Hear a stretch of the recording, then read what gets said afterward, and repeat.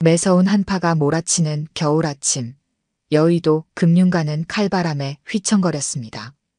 영하 13도를 가리키는 전광판 아래로 직장인들이 발걸음을 재촉하고 있었습니다. 그들 사이로 한 노인이 비틀거리며 걸어가고 있었습니다. 한울건설 강대철 회장이었지만 지금 그의 모습에서는 대기업 회장의 위엄을 찾아볼 수 없었습니다. 새벽부터 정신이 혼미해진 강 회장은 화장실을 찾지 못해 바지에 실수를 하고 말았습니다. 여기가 어딘지 자신이 누구인지도 기억나지 않았습니다. 양복 바지는 얼룩져 있었고 구두는 눈길에 미끄러져 엉망이 되어 있었습니다. 지나가는 사람들은 고개를 돌리며 피했습니다. 여기가 어디지? 집이 어디일까? 강 회장의 중얼거림은 매서운 바람 속으로 흩어졌습니다. 그때 익숙한 건물이 눈에 들어왔습니다. 30년 넘게 거래해온 은행이었지만 지금의 그는 그저 추위를 피하고 싶은 마음뿐이었습니다. 은행 안으로 들어서자 악취가 퍼졌습니다. 실수로 지저분해진 바지에서 나는 냄새였습니다. 몇몇 고객들이 인상을 찌푸리며 자리를 피했고 은행 직원들은 서로 눈치를 보았습니다. 이야기를 계속하기 전에 구독과 좋아요 꾹 눌러주시고 매일 배달되는 사연 들어보세요. 알림 설정까지 해두시면 이야기가 올라오자마자 들으실 수 있답니다. 여러분들의 응원은 사연 제작에 정말 큰 힘이 됩니다. 저기요, 여기는 은행입니다. 밖으로 나가주시겠어요? 중년의 여직원이 차가운 목소리로 말했습니다. 강 회장은 말을 하려 했지만 이가 덜덜 떨려 제대로 된 소리가 나오지 않았습니다. 아저씨, 냄새가 너무 심하시네요. 다른 고객분들이 불편해하세요. 경비님, 이분 좀 내보내주세요. 직원들의 말이 귓가에서 맴돌았습니다. 창구에 있던 젊은 여직원들은 손으로 코를 막은 채 수군거렸고 경비원이 강 회장에게 다가오려 했습니다. 그때였습니다. 잠시만요. 한 여직원이 급히 자리에서 일어났습니다. 입사 3개월 차 신입사원 임지은이었습니다. 할아버님, 이쪽으로 오세요. 제가 도와드리겠습니다. 임지은은 주저없이 강 회장에게 다가갔습니다. 다른 직원들이 놀란 눈으로 그녀를 바라보았지만 임지은은 아랑곳하지 않았습니다. 차장님, 상담실 좀 사용해도 될까요? 할아버님 상태가 많이 안 좋아 보이세요. 지은 씨, 그래도 다른 고객들이. 제가 책임지겠습니다. 할아버님, 이쪽으로 오세요. 임지은은 강 회장의 팔을 조심스럽게 부축했습니다. 상담실로 모시는 동안 그녀는 악취에도 얼굴을 찌푸리지 않았습니다. 할아버님, 많이 추우셨죠? 제가 따뜻한 차부터 가져다 드릴게요.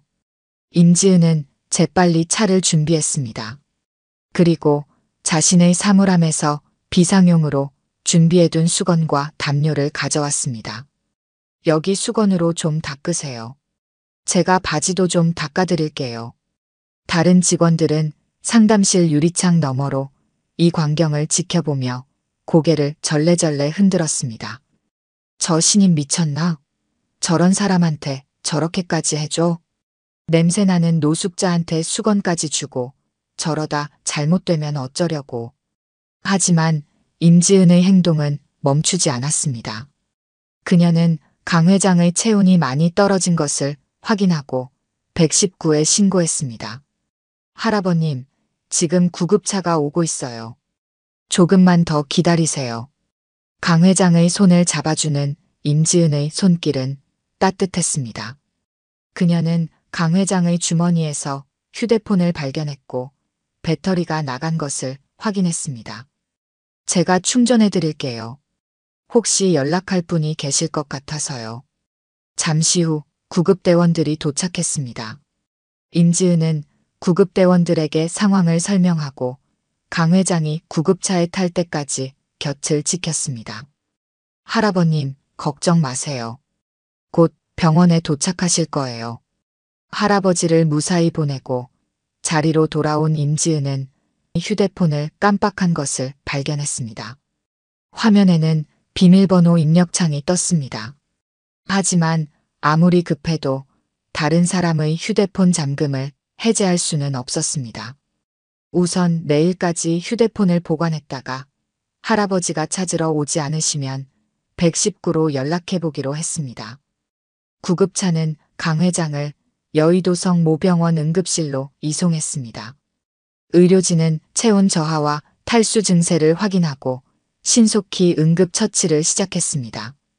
초기 검사 결과 다행히 큰 문제는 없었지만 의식이 혼미한 상태였기에 즉시 입원 조치가 내려졌습니다.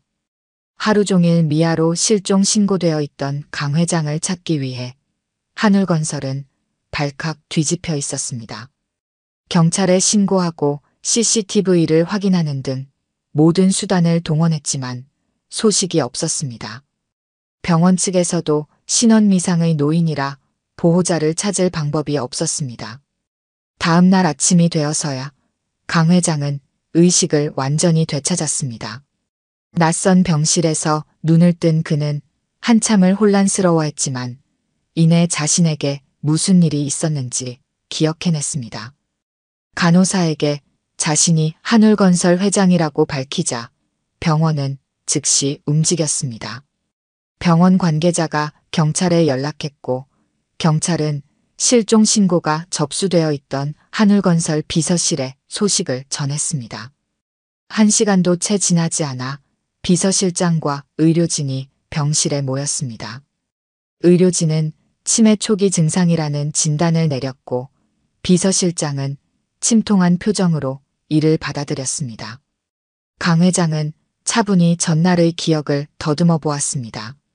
대부분은 흐릿했지만 은행에서 자신을 인간답게 대해준 젊은 여직원의 모습만은 선명히 떠올랐습니다.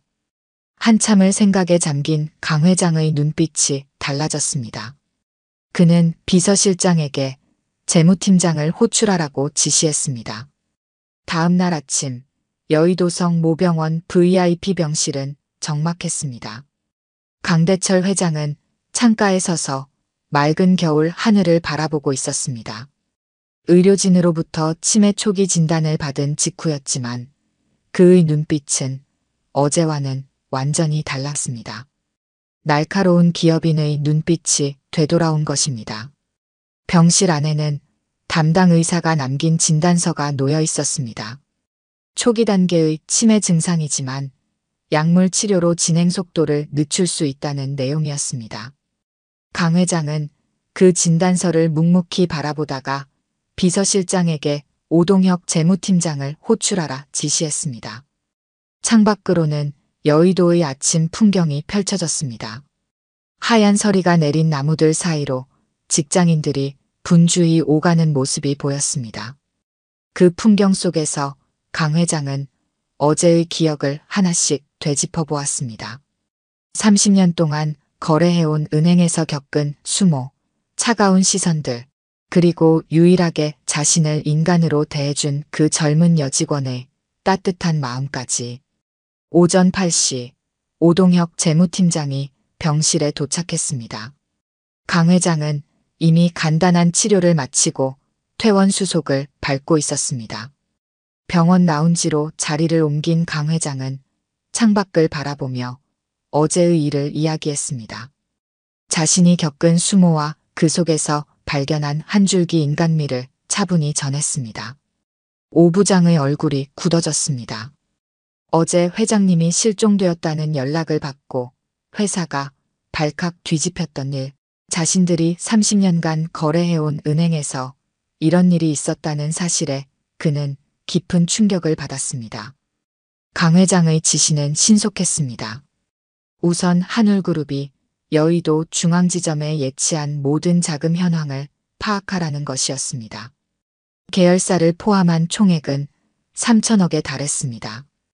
매월 발생하는 수수료 수익만 해도 수십억이었고 환전이나 무역금융 등 부수 업무까지 포함하면 은행 입장에서는 절대 놓칠 수 없는 대형 거래처였습니다. 강 회장은 이 모든 자금을 전면 재배치하라고 지시했습니다. 다만 그 과정에서 한 가지 특별한 조건이 있었습니다. 어제 자신을 도와준 젊은 여직원의 신상 정보를 파악하고 모든 신규 거래를 그 직원에게 몰아주라는 것이었습니다. 이것은 단순한 보복이나 감정적인 대응이 아니었습니다. 한 사람의 진정성을 확인하고 그에 합당한 보상을 하고자 하는 기업인의 냉철한 판단이었습니다. 오전 9시 한울그룹 재무팀이 일제히 움직이기 시작했습니다. 각 계열사 자금 담당자들이 긴급 소집되었고 은밀한 지시가 하달되었습니다. 다음 날부터 시작될 자금 이동을 위한 준비였습니다. 서류가 정리되었고 인감 도장이 준비되었으며 자금 이체 계획이 수립되었습니다. 재무팀의 조사 결과도 속속 올라왔습니다. 그 여직원은 임지은이라는 23기 신입사원이었고 올해 초 입행한 직원이었습니다. 성실하고 친절하다는 평가를 받고 있었지만 특별히 눈에 띄는 실적은 없었습니다. 그저 평범한 신입사원에 불과했습니다. 하지만 강 회장의 눈에는 그녀의 진정성이 특별하게 보였습니다. 오후가 되자 한울그룹의 움직임이 금융가에 은밀하게 감지되기 시작했습니다. 대규모 자금 이동이 예상된다는 소문이 퍼졌고 여러 은행들이 예의주시하기 시작했습니다. 특히 여의도 중앙지점과 거래가 많은 기업들의 움직임을 면밀히 관찰했습니다. 강 회장은 마지막으로 한 가지 지시를 더했습니다. 자신의 휴대폰은 이틀 후 직접 찾으러 가겠다는 것이었습니다. 이는 단순히 물건을 찾으러 가는 것이 아닌 그날의 상황을 직접 마무리 짓고자 하는 의도였습니다. 또한 그 과정에서 임지은이라는 사람이 정말 자신이 본 그대로의 인물인지 확인하고 싶었습니다. 저녁이 되자 한울그룹의 움직임은 더욱 구체화되었습니다. 각 계열사는 다음 날 아침부터 시작될 자금 이동을 위한 만반의 준비를 마쳤습니다. 새로 거래를 시작할 은행들도 선정되었고 필요한 서류도 모두 갖춰졌습니다. 다만 여의도 중앙지점의 일부 거래는 특별히 남겨두기로 했습니다. 임지은이라는 직원을 통해 진행될 거래였습니다. 밤이 깊어갈수록 금융가의 소문은 더욱 무성해졌습니다. 누구도 정확한 내용은 알지 못했지만 무언가 큰 변화가 시작되고 있음을 직감했습니다. 여의도의 거리는 여전히 매서운 칼바람이 불었고 그 차가운 바람 속에서 내일이 시작되기를 기다렸습니다. 한울그룹의 자금이 움직이기 시작한다는 것은 여의도 금융가에서 작은 지진과도 같은 일이었습니다. 오랜 시간 유지되어 온 거래 관계가 흔들린다는 것은 단순한 금전적 손실을 넘어서는 의미를 가졌습니다. 그것은 신뢰의 문제였고 금융권의 오랜 관행에 대한 경종이기도 했습니다. 다음 날 아침 여의도 중앙지점은 평소와 다름없이 문을 열었습니다. 하지만 이 평화로운 시작은 오래가지 못했습니다. 오전 9시 한울건설의 자금팀 과장이 은행을 찾아왔습니다. 500억 규모의 신규 프로젝트 자금을 예치하러 왔다는 그는 의외의 요구를 했습니다. 신입사원 임지은을 찾는다는 것이었습니다. 지점장의 얼굴이 굳었습니다. 이런 대규모 거래는 통상 지점장이나 최소한 팀장급이 담당하는 것이 관례였습니다. 신입 직원에게 이런 거래를 맡긴다는 것은 상상조차 할 수 없는 일이었습니다. 하지만 한울건설 측은 완강했습니다. 임지은이 아니면 거래하지 않겠다는 입장이었습니다. 임지은은 영문도 모른 채 거액의 거래를 맡게 되었습니다. 그녀는 여전히 첫날처럼 정성스럽게 일했고 거래 규모에 상관없이 모든 절차를 꼼꼼히 확인했습니다. 다른 직원들은 의아한 눈길을 보냈지만 그녀는 그저 자신의 방식대로 일할 뿐이었습니다. 오전이 채 끝나기도 전에 지점 분위기가 심상치 않게 돌아갔습니다. 한울그룹의 자금이 이동하기 시작한 것입니다. 일부는 다른 은행으로 옮겨갔고 남은 거래는 모두 임지은에게 이관되었습니다. 특히 신규 프로젝트 자금 500억이 신입사원의 실적으로 잡히자 지점 내에는 미묘한 긴장감이 감돌았습니다. 창구 직원들은 서로 눈치를 보며 어제 있었던 일을 떠올렸습니다. 한울그룹이 보내는 신호가 심상치 않았습니다. 특히 그날 초라한 노인을 무시했던 직원들의 얼굴에는 불안감이 역력했습니다. 오랜 기간 공들여온 거래처와의 관계가 한순간에 흔들리고 있었기 때문입니다. 소문은 금융가를 타고 퍼져나갔습니다. 한울그룹이 거래은행을 재편하고 있다는 소식에 다른 은행들이 바빠졌습니다. 각 지점에서는 한울그룹의 신규 자금을 유치하기 위한 전략회의가 열렸고 영업 담당자들은 발 빠르게 움직이기 시작했습니다. 하지만 더욱 흥미로운 것은 남아있는 거래가 신입 직원에게 이관되고 있다는 사실이었습니다. 금융권에서는 유례를 찾아볼 수 없는 일이었습니다. 일각에서는 임지은의 배경을 캐기 시작했고 어떤 이들은 한울그룹과의 특별한 관계를 의심하기도 했습니다. 지점 내부의 동요도 컸습니다. 기존에 한울그룹을 담당하던 직원들은 하루아침에 주요 거래처를 잃게 된 셈이었고 게다가 그 거래마저 신입 직원에게 넘어가는 상황을 지켜봐야 했습니다. 부서장들은 급히 회의를 소집했지만 이런 상황은 처음이라 뾰족한 대책을 내놓지 못했습니다. 점심시간 지점 직원들은 평소와 달리 무거운 분위기였습니다. 한울그룹의 신규 자금 일부가 다른 은행으로 이동했다는 소식이 전해졌고 이는 앞으로 더 큰 변화가 있을 수 있다는 신호였습니다. 직원들은 자신들의 실적과 향후 전망을 걱정하며 조용히 식사를 이어갔습니다. 오후에 들어서자 상황은 더욱 복잡해졌습니다. 한울그룹과 거래하는 협력사들이 문의 전화를 걸어오기 시작했습니다. 거래처들은 한울그룹의 자금 이동이 자신들과도 관련이 있는지 촉각을 곤두세우고 있었습니다. 영업점의 분위기는 그 어느 때보다 긴박했습니다. 임지은의 하루는 정신없이 바빴습니다. 쉴 틈도 없이 쏟아지는 거래를 처리하느라 점심도 제대로 먹지 못했습니다. 그러나 그녀의 태도는 변함이 없었습니다. 여전히 모든 고객을 정성껏 대했고 작은 거래라도 소홀히 하지 않았습니다. 이런 그녀의 변함없는 모습은 주변 동료들에게 오히려 더 큰 울림을 주었습니다. 저녁이 되어서야 은행은 잠시 숨을 돌릴 수 있었습니다. 직원들은 이제야 상황의 심각성을 실감하기 시작했습니다. 하루 만에 지점의 주요 거래처가 일부 이탈했고 남은 거래마저 신입 직원에게 이관된 것입니다. 더구나 그 이유조차 알 수 없다는 것이 모두를 더욱 불안하게 만들었습니다. 밤늦게까지 이어진 지점 회의에서는 갖가지 추측이 오갔습니다. 누군가는 한울그룹 내부 사정을 언급했고 또 다른 이는 임지은의 배경을 의심했습니다. 하지만 어느 것도 확실한 답이 되지 못했습니다. 지점장은 본점에 보고할 자료를 준비하며 한숨을 내쉬었고 직원들은 불안한 표정으로 자리를 지켰습니다. 그날 밤 여의도의 거리는 여전히 차가웠습니다. 하지만 이제 그 추위는 단순한 겨울바람만은 아니었습니다.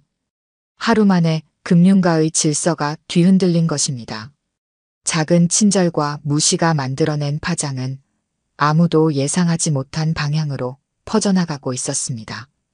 그날 오후 4시 여의도의 하늘은 유난히 맑았습니다.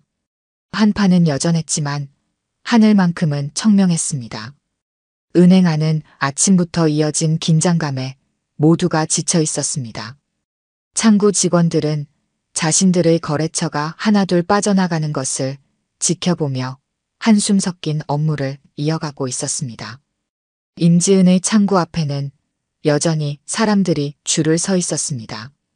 한울그룹 계열사들의 거래가 몰리면서 그녀의 하루는 정신없이 흘러갔습니다. 다른 직원들은 그런 그녀를 질투와 원망이 섞인 눈초리로 바라보았지만 정작 본인은 그저 평소처럼 일할 뿐이었습니다. 유리문이 열리고 한 남자가 들어섰습니다. 중후한 느낌의 고급 캐시미어 코트를 입은 노신사였습니다. 뒤로는 비서실장과 재무팀장이 조용히 따랐습니다. 강대철 회장의 등장이었습니다. 은행 안의 공기가 순식간에 얼어붙었습니다. 지점장이 자리에서 벌떡 일어났습니다. 다른 직원들도 하나둘 고개를 들었습니다.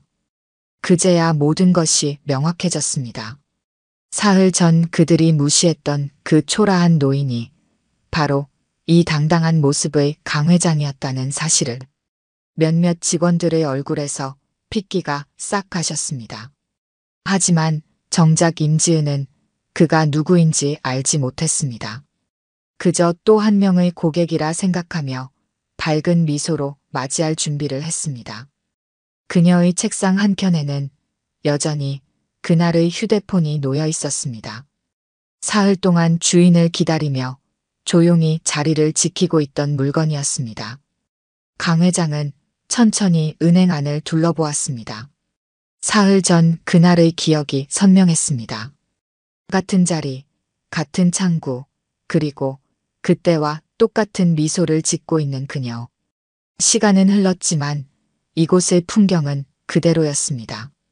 다만 그를 바라보는 시선들만이 완전히 달라져 있었습니다.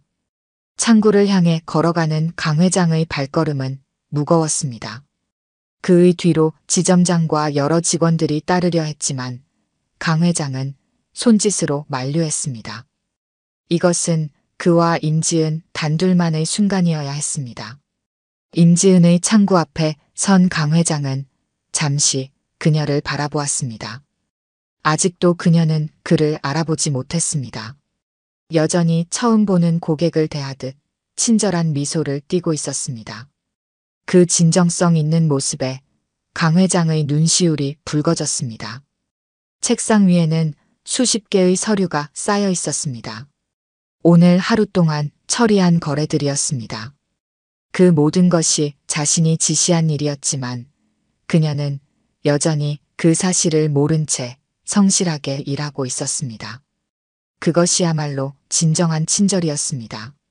강 회장은 천천히 서류 가방을 내려놓았습니다. 그리고 조용히 입을 열었습니다. 사흘 전 그날의 이야기를 들려주기 시작했습니다. 한 단어 한 단어를 또렷이 발음하며 그날의 기억을 풀어놓았습니다. 임지은의 눈이 커졌습니다. 그제야 그날의 기억이 선명하게 떠올랐습니다. 하지만 그녀의 태도는 변하지 않았습니다. 여전히 그날처럼 따뜻한 미소를 지으며 강 회장을 바라보았습니다. 서류 가방 안에는 두 가지가 들어 있었습니다. 하나는 하늘복지재단 설립 인가서였고 다른 하나는 임지은을 재단의 이사로 임명하는 서류였습니다. 자산 규모 5천억 원의 대형 복지재단이었습니다. 강 회장은 이것이 단순한 보답이 아닌 자신의 마지막 꿈을 함께하자는 제안이라고 설명했습니다. 재단의 첫 사업은 특별했습니다. 따뜻한 금융이라는 이름의 프로젝트였습니다. 노인과 장애인을 위한 특별 창구를 전국에 설치하는 것이 첫 번째 목표였습니다. 단순한 시설의 문제가 아닌 서비스 문화를 바꾸는 일이었습니다. 임지은은 잠시 생각에 잠겼습니다. 그녀에게 이것은 너무나 큰 변화였습니다. 하지만 곧 고개를 들어 강 회장을 바라보았습니다. 그녀의 눈빛은 흔들림이 없었습니다. 그저 평소처럼 따뜻한 미소를 지을 뿐이었습니다. 은행 안에 있던 모든 사람들이 이 장면을 지켜보고 있었습니다. 창구 직원들, 지점장, 다른 고객들까지 모두가 숨을 죽인 채 이 특별한 순간을 바라보았습니다. 한 사람의 작은 친절이 만들어낸 거대한 변화의 순간이었습니다. 강 회장의 제안은 계속되었습니다. 재단의 첫 사업은 여의도 한복판, 바로 이 은행 맞은편 부지에서 시작될 것이라고 했습니다. 10층짜리 건물이 들어설 예정이었고 1층에는 특별한 은행 창구가 마련될 것이라고 했습니다. 그곳의 첫 책임자로 임지은을 지명했습니다. 봄이 오기 전 여의도에는 새로운 바람이 불기 시작했습니다. 한울복지재단의 설립 소식이 알려지자 금융권에 작은 혁명이 일어났습니다. 여러 은행들이 노인과 장애인을 위한 특별 창구를 설치하기 시작했고 직원 교육 과정도 전면 개편되었습니다. 임지은의 이야기는 금융권의 전설이 되었습니다. 신입 직원 교육에서는 반드시 다루어야 할 사례가 되었고 임지은 정신이라는 말까지 생겨났습니다. 진정한 서비스는 상대방의 겉모습이나 지위가 아닌 한 사람의 존엄성을 인정하는 것에서 시작된다는 교훈이었습니다. 강 회장의 치매는 점점 진행되어 갔지만 그가 마지막으로 남긴 선물은 계속해서 빛을 발했습니다. 매일 아침 여의도의 거리에는 수많은 사람들이 오갑니다. 그들 중에는 미처 자신이 누구인지 기억하지 못하는 이들도 있을 것입니다. 하지만 이제 이들은 더 이상 혼자가 아닙니다. 누군가의 따뜻한 손길이 그들을 기다리고 있기 때문입니다. 겨울은 언제나 봄을 향해 걸어갑니다. 매서운 한파도 언젠가는 누그러지고 차가운 바람도 결국은 멈추게 됩니다. 임지은이 보여준 작은 친절도 그렇게 따뜻한 봄바람이 되어 세상을 데우고 있었습니다. 오늘 들려드린 이야기가 여러분의 마음에 작은 울림이 되었기를 바랍니다. 아까 깜빡하신 분들이 계셨다면 좋아요와 구독 부탁드려요. 다음 사연을 들려드리는데 큰 힘이 된답니다. 그리고 여러분의 이야기도 댓글로 들려주세요. 다음 이야기 때 또 뵙겠습니다.